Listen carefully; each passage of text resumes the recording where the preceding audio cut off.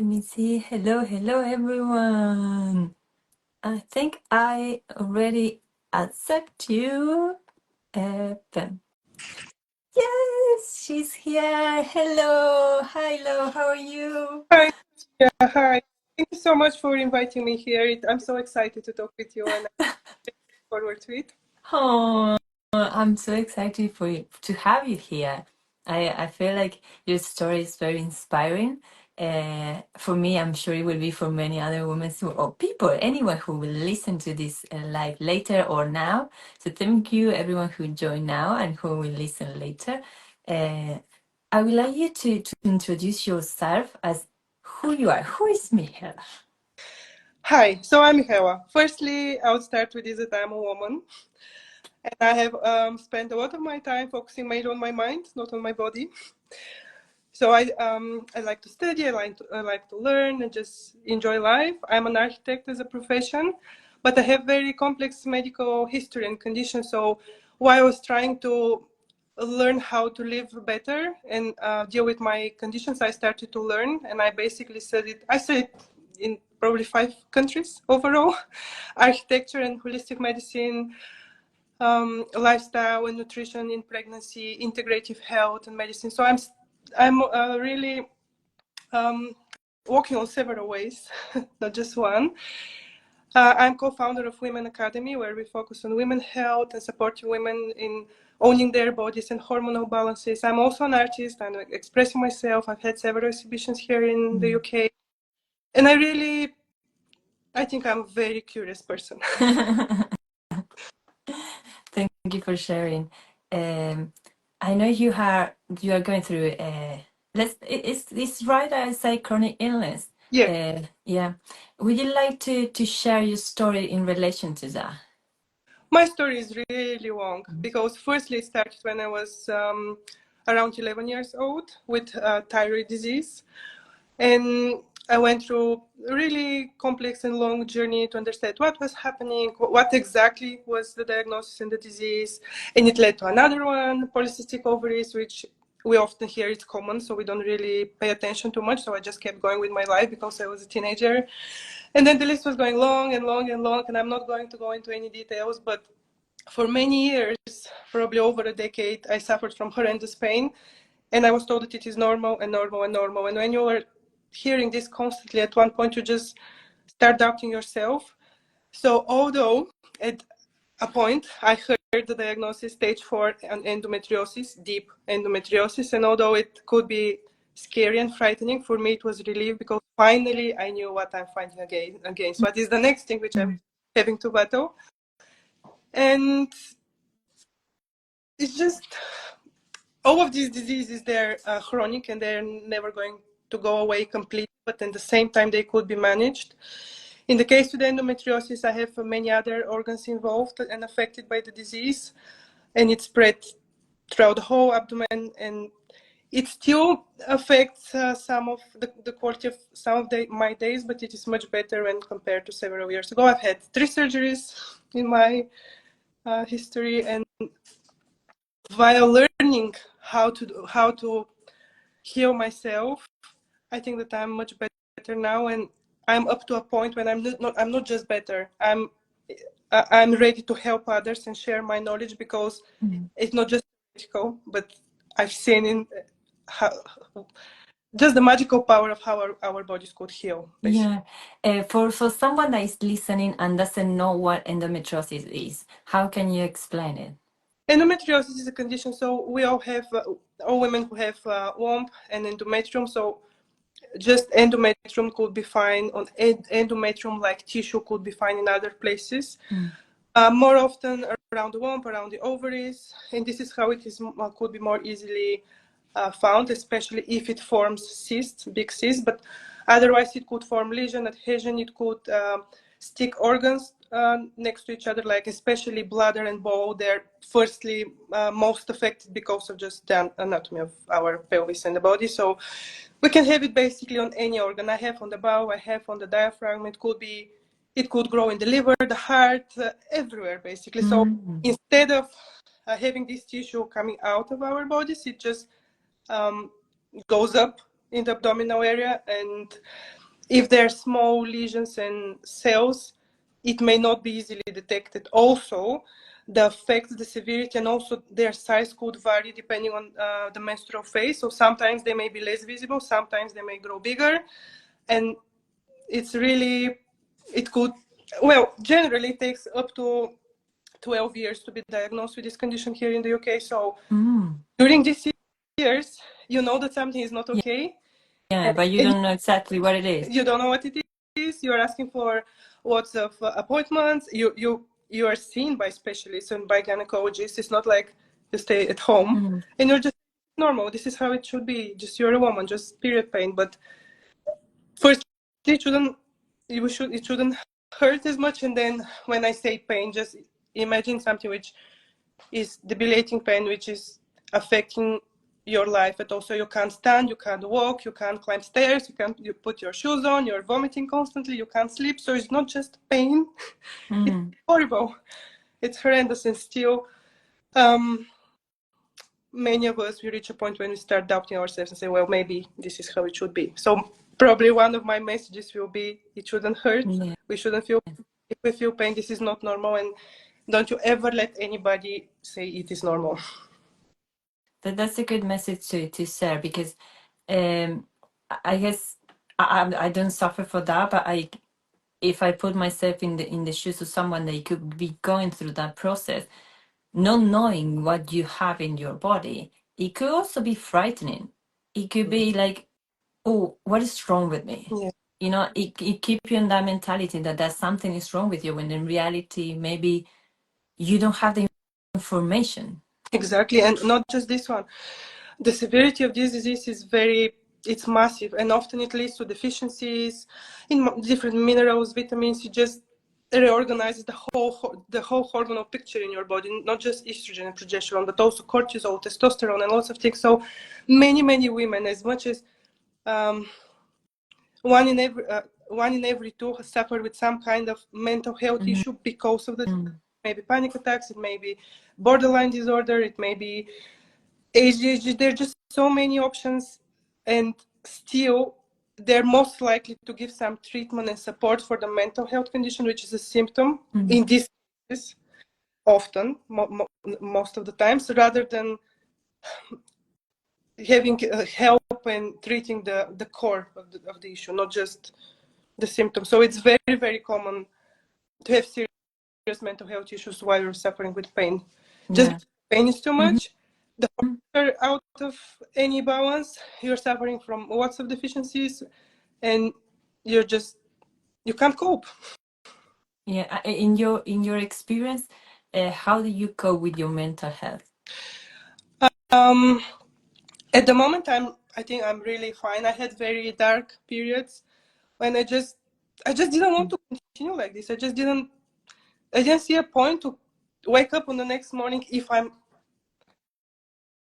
have to go through the same thing. So although I'm a very positive person, I always try to make something like more actions rather than overthinking. So instead of letting myself sink into these thoughts, even if I was in pain, I would always choose to paint something, read something, try to sing, even if it's just something at home, or making collages or photographs, or going out, just grounding yourself with naked feet. It's very useful. So just to realize that this moment shall pass too, and you have to bring yourself to the present. It may take lots of efforts mentally to bring yourself to the present, because you start to be scared. What is going to happen tomorrow? You can't plans. You don't know. You may have 5 good days. You may have 30 horrendous days following. So the most important thing is to bring yourself to the moment and make a plan how you can get out of the situation. So small things like making herbal tea for yourself, grounding yourself with naked feet or just accepting the sun through your eyes, just breathing deeply, just feeling how the breath is entering your belly and chest. Yeah. It really. Now that you're sharing this, I'm thinking maybe a person is going through very pain day, and it's like crazy. The day is like crazy, and if she heard from us, oh, just breathe, she will say, I'm not going, I cannot breathe in this time. It's normal. People, when you are going through very painful, if you send someone like to meditate when is in the mind is pure chaos, it's impossible for that person to breathe or meditate. So do you think that it could, tell me, because you will know more than me in this case, telling the person that maybe I don't know, shake their body or dance like in a in a release way, it will Yes, help to, it will help, yeah. as well as other things like cold ice shower. Just something you have to action for your body. It may be ice shower. It may be something as simple as having something sharp on your hands, or even just scratching your hands with something unpleasant in terms of texture, or even if you have brick wall, just to feel the texture so it disturbs you a little bit. Or even taking out your top and put your back towards cold wall, it just takes your body out of this picture and moment which you're in. So if you can't bring yourself to meditate and you are suffering too much, or you're in a panic attack and you can't concentrate in the moment, you have to get out of the situation first with something simple, strong, which will just slap you in your face and say, okay, that's it. You're safe. You're okay. You will go through this. So just take your shoes good point. off. Yeah. Just try to feel something unpleasant, or just, even if you're in the office and you can't do this, you can always put cold water on your hands. You can always take your shoes off and step somewhere when it's uncomfortable, just for a few seconds, so you feel like, okay, I'm present now. This is what is around me. This is my environment. This is what I'm happening. I'm not actually dying at the moment, which we may feel at moments, and it's really, really scary. That's it. I like the idea of the different temperature in your body, because it could make the body react like quick. Here, I'm here. I think that's a very good point. Thank you for sharing that. You were sharing about that you could be around very emotional, maybe turbulence during this moment, and I know you paint and you express yourself through art. Was this painting expression for you part of this journey, or would you like to share more about it?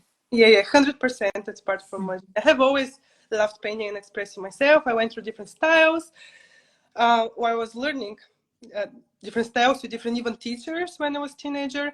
At the moment, I think many years ago, I found what works for me the best, and this is the surrealistic art, the self-expression type of art. So for me, it's very important. Because I was learning for so many years, probably 20 years or so. At one point, I said, okay, again, I did a lot of like mind games with myself and answering questions and asking questions at the same time. So I thought, okay, you know a lot in terms of how to structure composition, what color works with what color, and things like this. So let's try to unlearn what you know. So try to express, try to use just some techniques which don't define shape as much. Try to listen your body, feel the cells, feel the breath, feel even if it's a pain or sensation, something, and try to take it out with colors. And this is interesting because for many years, up to probably 7 or 8 years ago, I used to paint only black and white, and I thought the colors is just, it's not for me. And now I think completely the opposite. Just black and white is not for me, because it's so much happening in my body, in my brain, and the best way that I can express is through colors. And also I'm trying different, not just paint, but also some kind of fabrics and different papers and metal and things like this. So just to overlay while I'm just trying to switch off and express the process behind my hands. And that's why it's very healing, because sometimes it may represent some stagnation or frustration or things like this. Sometimes could be ecstasy or happiness completely, but either way, it's very helpful to clear my mind, relax myself, and then I can even take more information, because we know as an architect we need a lot of space for the technical stuff, and this is really healing and cleaning. At the same time, obviously we will learn alone and express a lot, but it's more for the journey rather for the final product. But although the final get better and better and better with the time. For me, it's more about the journey. The journey. Yeah, I found myself with art the same. I use it to expression as well in very similar way. My case is more abstract too. And I represent the emotion through colors or the energies I channel, because I connect with Reiki before painting. So the energies that came through me or the visualizations that I have are basically expressed through colors. And it's mainly when I use this in a therapeutic way, the colors, when you realize, when you say, okay, I'm feeling in this way. Let's say I'm feeling a very sadness or anger in my body. And sometimes most of us doesn't want to say, I'm feeling anger, I feel sad.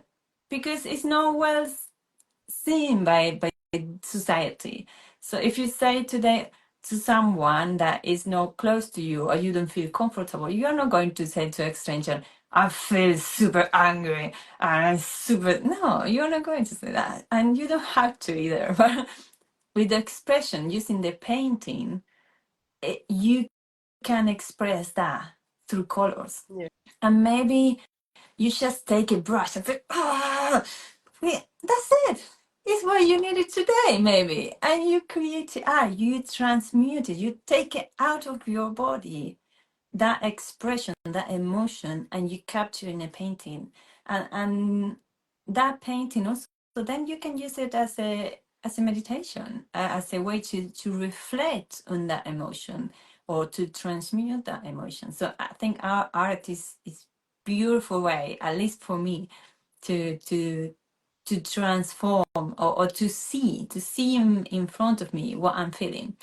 And I see that you using in a similar way. And And that's what, often, especially with abstract art, lots of people say, well, I can do this.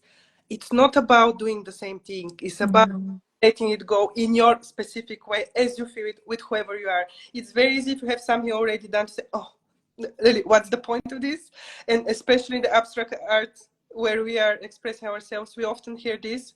But the most precious bit about this is the uniqueness of your experience and feelings behind this, not just if you try to mimic the same painting, you can mimic even Mona Lisa, of course. I mean, if you are a good painter, but this does, it's just, I just wish people would spend a little bit more time understanding their own feelings, which will be for their own, exactly. rather than, it will be just amazing. Exactly. The art, the painting that you create, it's just an expression of you. No one will create the same painting. First, because the painting, the brushes, the way that you use your hands, it's just an extension of yourself. Yeah. And no one, even if you would try, the energy captured in that painting, it won't be the same as the person who painted before. It won't. So it's not about the copying, like you say. In this way that we use it as an expression, it's more about just expressing yourself, knowing yourself. And I think that, like you were sharing all your story, is a good way to cope with those emotions that you can be feeling during that process. Yeah. And when it's a strong emotion, it could be felt through the painting. Even if you don't behind it, you see that this is really powerful painting. It's true. It's true. It's true. Yeah, absolutely. I would also like for you to share your journey of becoming a mom. My journey becoming a mom was the most amazing thing which has ever happened to me. And I'm really grateful that I can say that I'm a mother now. It wasn't easy and a straightforward journey at all. So after my last surgery, I was told that I can't have children. There are lots of complications. I may try IVF, but it may never work for me. And I should rush with all of this urgency, with really stage 4 endo and with all of these spread endometriosis lesions all around the body, with all the other chronic illnesses, just forget about this. Or we can just try to overstimulate you. So this was the point when I was saying, okay, I have to think, I have to make a step back and just assess the situation first before taking a decision. So this was the moment when I decided to start and learn in different courses, universities, and things at as a very first point to understand what to do with my body, because you can be overstimulated. It may happen, but it's not just conceiving the baby. You have to care the baby. You have to have the environment for your baby to grow and to be born at one point. So if you start with not a great start with all of these conditions, and you have, I want to think for the overall picture. You don't want a baby then feeling miserable and really with destroyed body and hormones. So for me, it was very, very important to spend my time to learn my body, try to rebuild it. So it took us years to learn to do all of these experiments. So I did infrared therapies, hyperbaric chambers. I started to train 5 times a week. Just I wanted to feel better for myself as a person, firstly, because we are often as women, if you say I want a baby, the treatment one is completely different. If you say I'm unwell or I have pain, do you want babies or you don't want babies? Or this is always the way that we are approached, and I think it's completely wrong, because no matter what age you are, whether this is part of your plan at the moment or not, you have to feel yourself with your hormones, with your menstruation as a woman at the very basic point. And basically I started to rebuild myself, and I'm really, really happy. It's still, especially those doctors who I worked with in the past, they understood that I managed to conceive naturally. I say, how did you manage to do this? And I'm saying, it took me years. I didn't rush. I'm glad and I'm forever grateful that this happened to me, but I really took the time for my body to heal, especially after surgeries, especially after I was I was in medically induced menopause for over a year. So during dealing with menopause at age even below 30 is horrible, because this is another thing which we don't think about. They say, oh, we're going to put you on menopause. Yeah, fine, whatever, everybody's going through this, I can deal with this. I didn't have the knowledge, and I thought it will be super easy. And then with the first injection, on the next day, I just collapsed.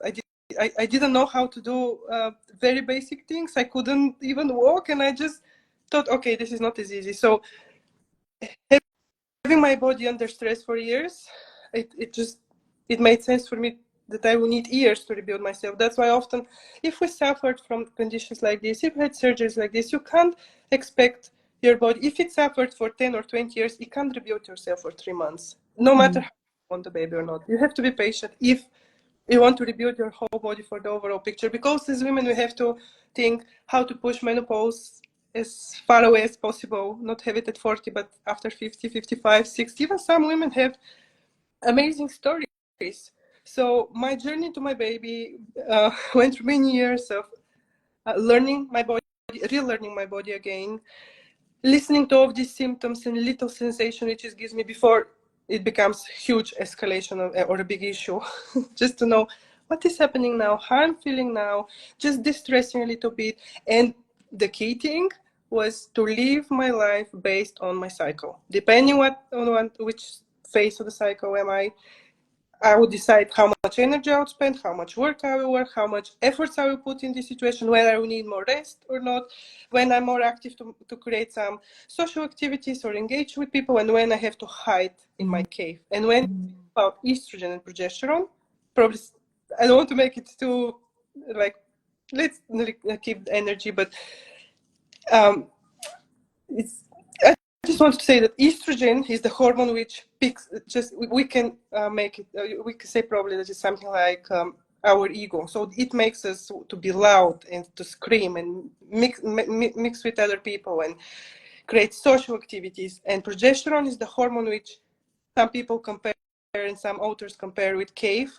This is the time when you have to hide ourselves in our little cave, make it comfortable and cozy for us, and wait for our ego to raise.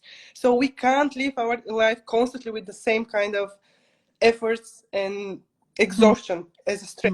No, so we have to learn go. the curse. Yeah. So and Okay. this is what I learned. This is what helped me. And now postpartum, I still continue to live based on the curse. So when I can push myself really hard, then I can handle this, and it will not destroy me. And when I have to hide in my cave, I have to call the progesterone call. And I think that this is very important for me. Every woman, if I ask you today, do you know which day of your cycle is? You should know which day you are. I think this is important for every woman. I like that question. Can you share more about the importance of understanding the menstrual cycle for women? It is extremely important because we tend to know when the menstruation is because it's obvious. But for example, ovulation could be as obvious as menstruation in terms of sensation, or different people may have different symptoms, but the discharge, the body temperature, it's raising. So the peaks of the hormones are changing. So basically, when you are in the menstruation phase, both estrogen and progesterone, they're pretty flat. So you don't have too much happening in your body. That's why we are very tired and a little bit like lethargic. We may have some moods. We may don't have so energy to train as much, and it is normal to rest. Then our energy is starting to come back and have very big peak of estrogen, and then another one which is a little bit like with less strength, but it's still important. And then progesterone is active mainly in the second phase after ovulation up to the menstruation. So one of the main issues with so many women have around the world is estrogen dominance, which means that estrogen is always high or not enough progesterone.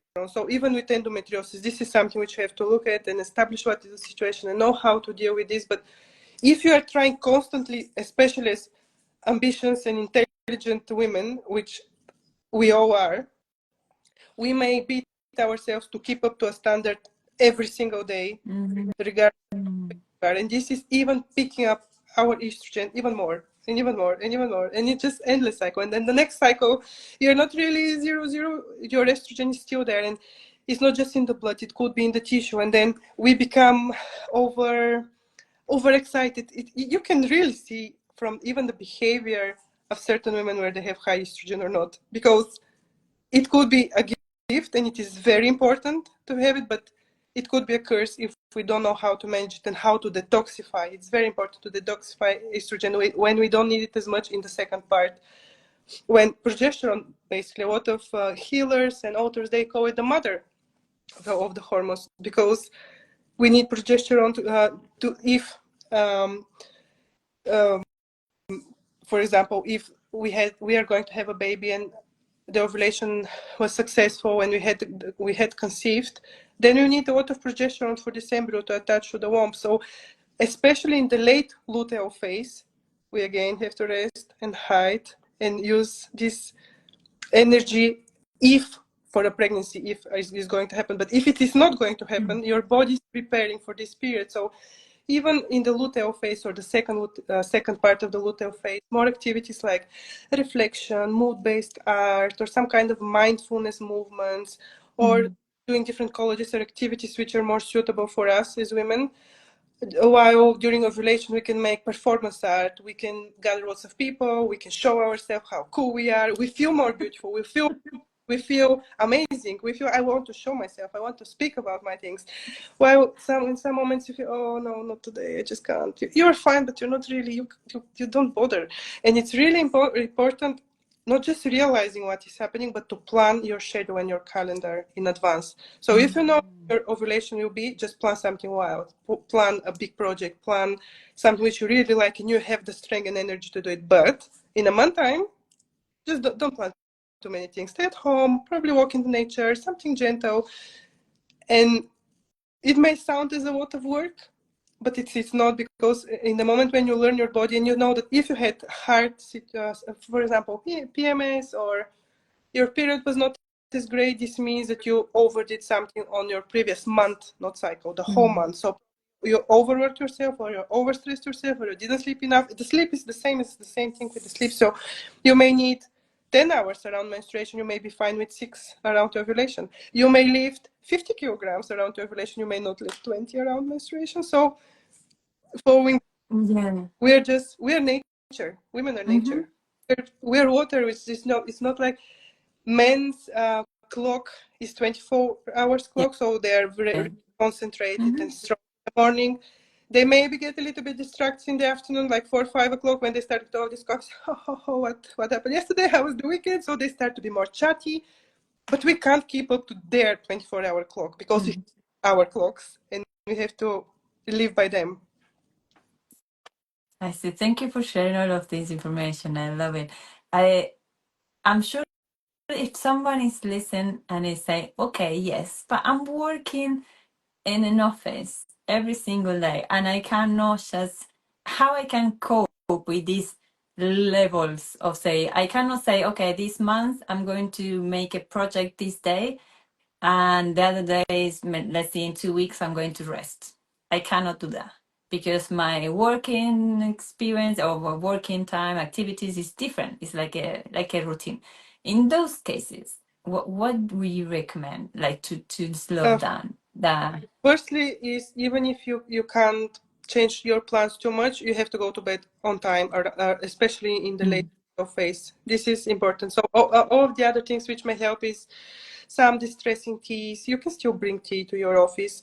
You can bring magnesium oil and spray on your abdomen, even if you toilet you need a couple of minutes. You can use essential oils. You can have regular breaks because in order to feel less heavy in terms of building of fluid in our even legs and arms, especially in the late ovulation or during menstruation, we need a lot of movement. So even setting a reminder to have 5 minutes walking every 1 hour, it's useful yeah, because it's not nice to be on the chairs. We all know that. But if you're in the office and you're 8 hours and you just stand up 2 times to go to the loo, that's not good. Yeah, okay, that's a good point. Really, really good point. what's even the herbs and things which may help that you can get as tincture, have a few drops in your water. Always make sure that your, as the old grannies say, so your lower back is warm rather than, yeah, very important, especially during the period time. You can always have a magnesium a bath with magnesium salt on your feet before you go to bed. This will also help to deal with the next day. Oh, Okay. yeah, it's very, very important, especially again, late luteal phase and menstruation. This will help you go through the day without too much discomfort and to prepare a little bit. Waking up a little bit early just to set your mind towards the day, your goal, just to, yeah. Another thing is just, especially again during menstruation and late luteal phase, don't skip meals. You can have fasting days and low calorie days around ovulation when our body needs less. But during menstruation, again, savory breakfast, even if it's something a little, you shouldn't miss it. Otherwise, the whole day will be even longer and tired, and it will hit you in the afternoon, and it.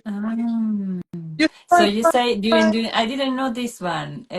So during menstruation, you say it's more like a savory yes, thing. Especially, yeah, okay. keep your blood glucose up to level which will not raise some other hormones which may cause some issues. And the same time around late luteal phase menstruation, we need a little bit more carbs. So all of these, so diets and, yeah, I'm a nutrition coach as well. So all of these things are really, really big and massive topic. But basically, all of the diets and popular regimes their place depending on which day from your cycle you are. So during menstruation and late luteal phase, you need some carbs. During ovulation, you will be fine even if you skip meal, even if your first meal is at 2 o'clock, you'll be fine. You'll have energy. You can have some vegetables and something light or smoothie. It's fine, and your body will not suffer.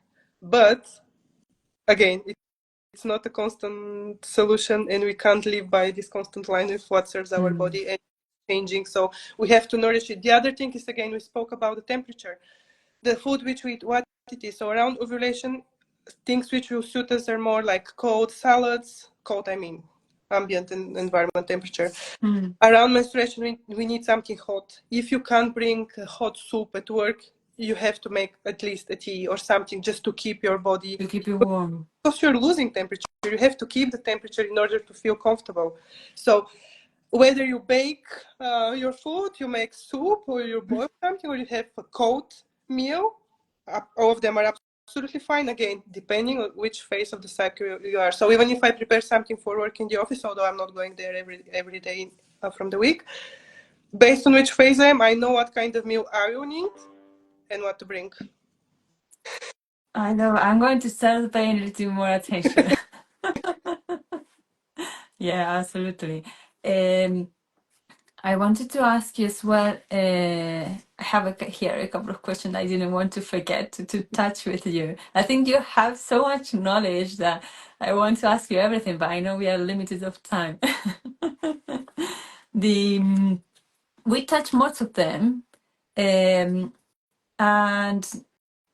what you would say in because it's important, like we are talking about, I think the whole conversation goes around it, for empowering the woman to take care of to take charge of their own health, to say, to like you did, like learn about what you have, like learn about your menstrual cycles, pay attention to the details, connect with your emotions, pay attention to the even the thoughts that you have every single day.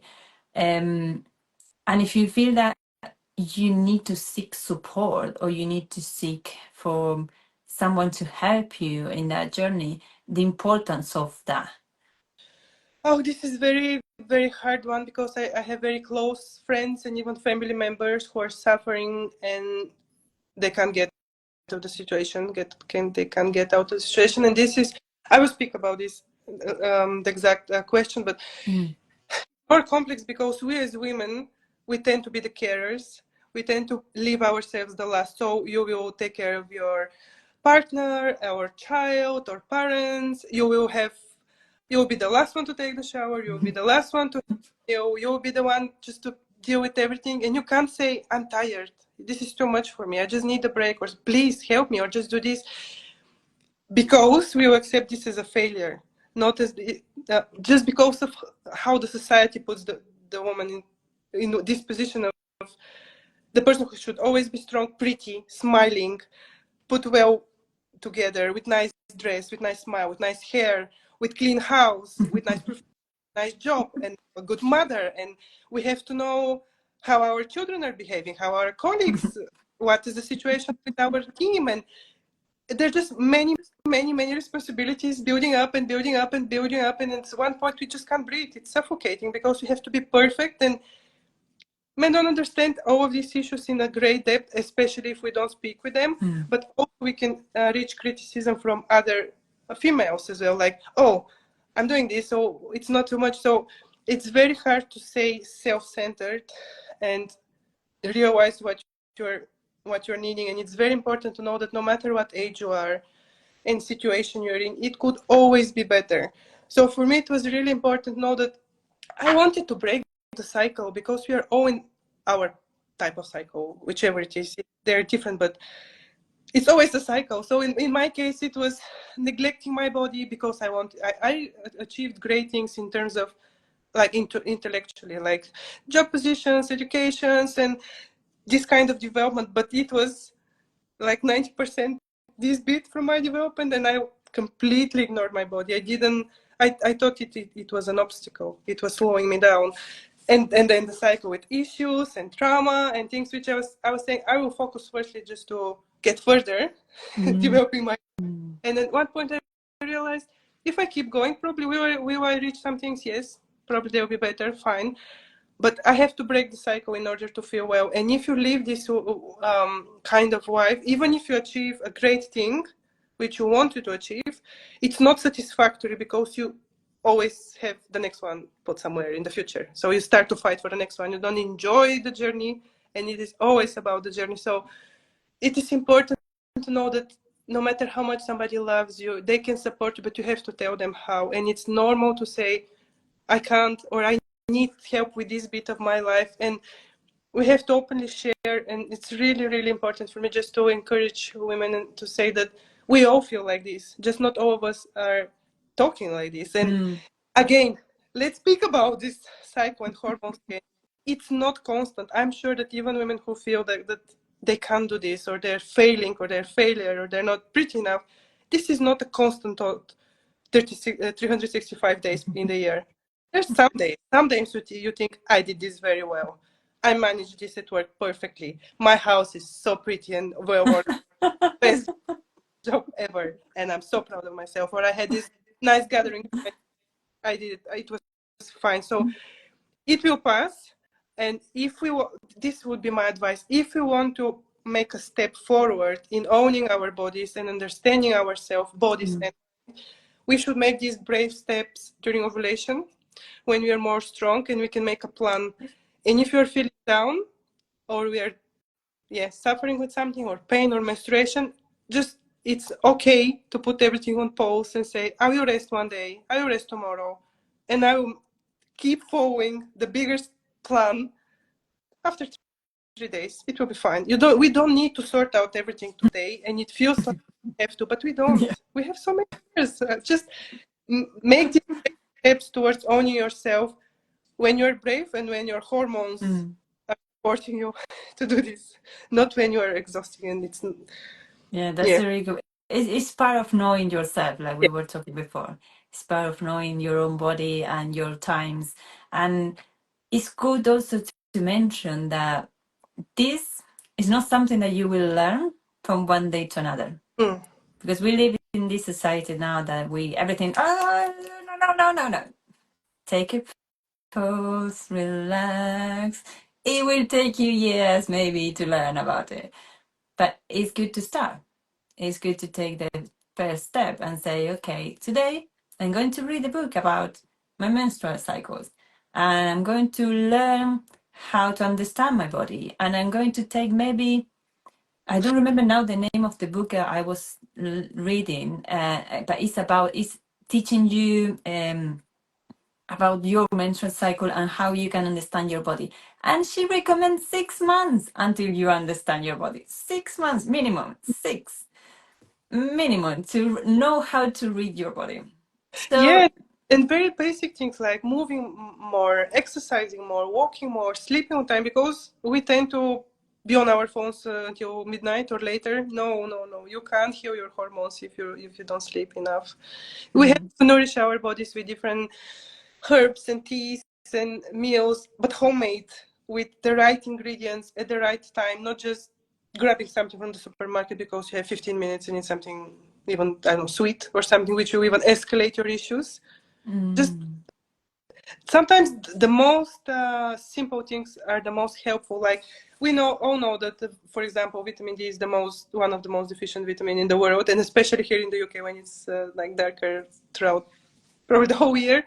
So even in the morning, if we accept the sunlight through our eyes just for 10 minutes, we can build up much more vitamin D than taking supplement, for example, and it will make you happier, because it is super simple. When the way that it absorbs and builds up in the body is in the morning, the first 2 hours after you wake up, through the skin here on the forearm and through the eye. So if you're sad or on your phone, or you just don't want to take the curtains from the windows, it will not help. We need sunshine. We need to be. yeah, no, that's true. I have a habit now that every time I wake up, I go to, but before going to the toilet, drinking my water, maybe I do some meditation if I feel to, and then I go have breakfast in the living room. There are big windows, and at that time of the morning, the sun I have it like in front of me, and I see it say, "Good morning." How are you? Oh, thank you for the sun. And even if it's cloudy, because we live in London, even if it's cloudy, you can feel like, oh, hello. It's just that moment. It's creating that moment for yourself, isn't it? It's Yeah. creating that space that you say, okay, this is my time. This is how I want to start the day, and it sets up the whole day. So yeah, thank you for all your sharings today. I love to talk to you, and I love to hear your experience, your story. If someone wants to connect with you, share how they can connect, how you can help them. You can always reach me on Instagram, or I have IPHM registration. So I'm international practitioner of holistic medicine. I have certification in nutrition and lifestyle in pregnancy, and I'm supporting women with all sorts of hormonal balance, from PCOS through endometriosis. For me, it's very, very important, and I work with lots of women to support their bodies in terms of preparing the body for pregnancy, because I'm really knowledgeable about this, and just how to live in accordance with our balance, how to sustain healthy pregnancy. How the other thing which I really can help with is just to put an order in this house in terms of medical appointments, how you can speak with the doctor, how you can make the best from your appointment, which kind of specialist you may need on board, as well as whoever you're speaking to, because sometimes you may get lost, or in case like you're told it's normal but you still feel unwell, I can help to with how to deal even with the system, what things you may ask, what are the nice guidelines, what you can take from your GP or specialist, which specialist you may need.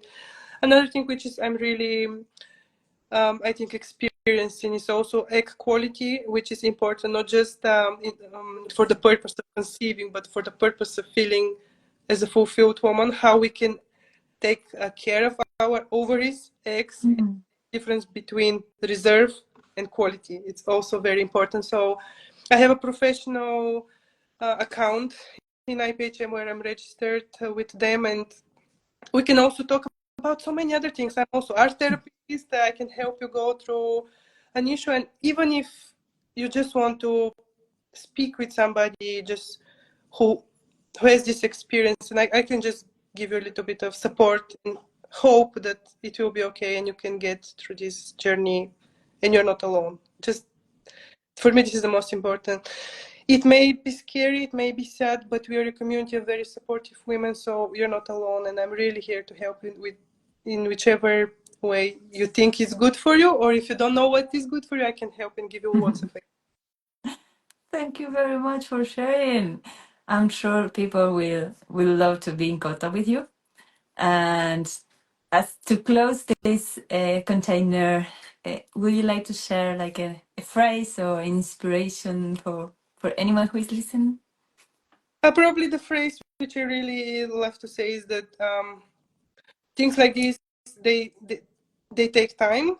So just step by step, be patient, be persistent. It's never too late to owe your body again and to be in charge of what is happening with you. Just step by step, little steps. So we just don't see this big grand goal as unachievable and scary and too far away. Just one little step. What we are going. So the big change shouldn't start from 1st of January, from my birthday, or from next month. It should start now. Just start now, please, with little step, and it will be fine. I promise. Just don't postpone your happiness and owning your body. Amazing. I love it. Love that message, and I'm sure a lot of people will resonate with that.